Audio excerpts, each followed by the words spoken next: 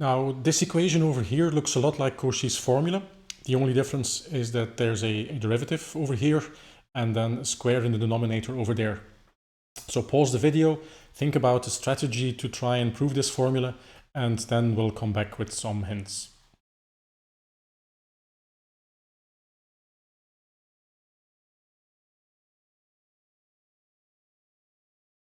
Obviously, it makes sense to try and use Cauchy's formula to prove this extended version of Cauchy's formula.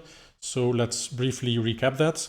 If we have a holomorphic function, an analytical function, and a potato-shaped contour like this, if there's a point z0 inside of this contour, then our friend Cauchy tells us that we can calculate f of z0 as 1 over 2 pi j, the contour integral of f of z divided by z minus z0 dz. So that's something we know. Now the question is, how can we use this to calculate the derivative? Now one thing we could do is we could just use the regular formula to calculate the derivative, which involves the limit of a neighboring point. So let's look at the neighboring point, z0 plus delta z0, let's say.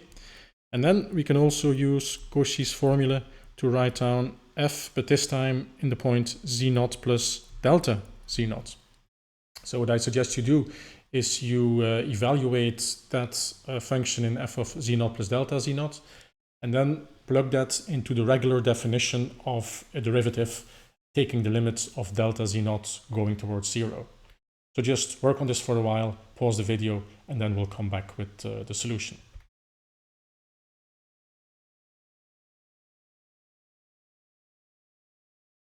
Okay, so how do we proceed? We say then that f of z0 plus delta z0 is equal to 1 over 2 pi j, the contour integral of f of z divided by z minus z0 minus delta z0 dz.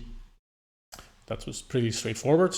And now what we're going to do is just use the definition of derivative, saying that f prime of z0 can be calculated as the limit of delta z0 going towards 0 of the ratio of the difference here, f of z0 plus delta z0 minus f of z0, and then dividing the whole thing by delta z0.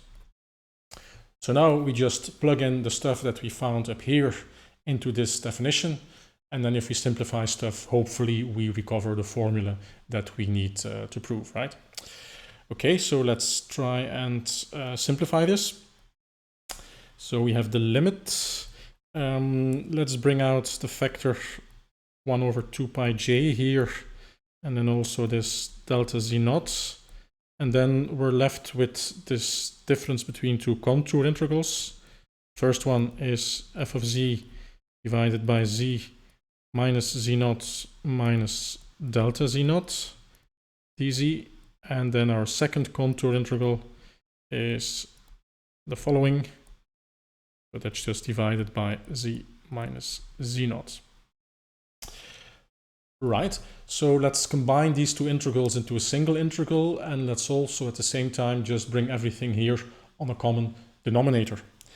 So if we do that, we have our limit of 1 over 2 pi j delta z0, a contour integral of f of z multiplied by z minus z0 minus f of z multiplied by z minus z0 minus delta z0.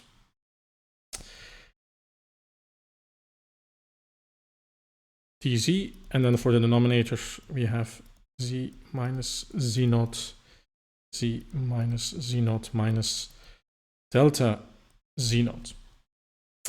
Right, so now we're almost there. The only thing we can still do to simplify stuff even more here is look at the numerator, where this factor here, f of z minus z0, will cancel out. And then what we're left with is the following. So we have the limit of 1 over 2 pi j delta z0 contour integral, so the minus signs cancel, f of z delta z naught, z minus z naught, z minus z naught minus delta z naught, dz, of course. Now, obviously, delta z naught is just a constant, has nothing to do with the integration variable z, so we can just get rid of that. So that's good news. And if we then assume that we can exchange the order of limits and integration, which we will be able to do because everything is well behaved here, f of z is a holomorphic function, then we can simply conclude that this is equal to 1 over 2 pi j. And then in the limit here, this term here will vanish, and we just have the square in the denominator, which is exactly what we should prove. Namely, that we have 1 over 2 pi j, the integral f of z dz, z minus z naught squared. Okay, so there we have what we needed to prove. By the way, this formula is sometimes also used to calculate the derivative in a numerical fashion, simply by transforming it to a contour integral.